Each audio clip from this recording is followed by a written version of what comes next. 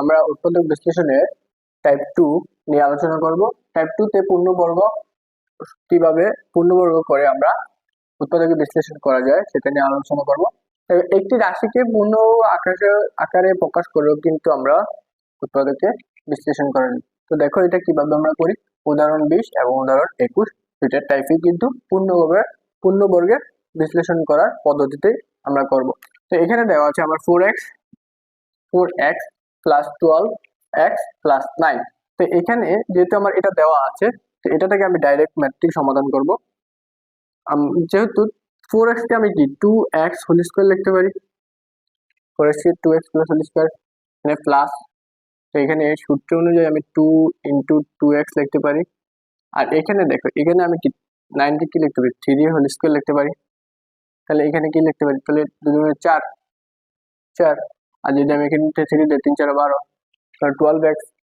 তাহলে এখানে এবার দেখো এটা কি একটা সূত্র, এখানে square plus 2x plus b স্কয়ারের সূত্র, তাহলে 2x প্লাস 3 হোল স্কয়ার।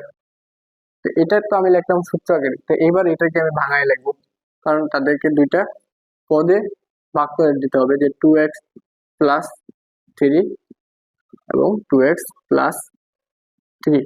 তাহলে এই দুইটি হলো এই পুরো রাশিটির একটি উৎপাদকে বিশ্লেষণ করা হলো। তো এবার আমরা উদাহরণ 21 নিয়ে সমাধান করব।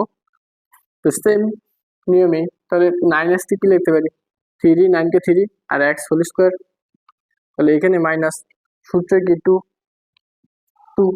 সূত্র 2, আর এখানে বাকিটাকে এখানে এই কত 3x, তো 2 3x লিখে দিলাম। তো আমার বাকি থাকে কত, দেখো 3x তো লিখলাম, এখান থেকে কমন নিই, আর এখানে 2 লিখলাম, তো 3 গুণ 6, এন্ড 30 যদি 6 দ্বারা ভাগ করি তাহলে কত 5 থাকে। তাহলে এখানে থাকবে 5y প্লাস 25, সো 25 টা, তো এখানে 5y হোল স্কয়ার লাগবে, 5y হোল স্কয়ার লিখে দিব।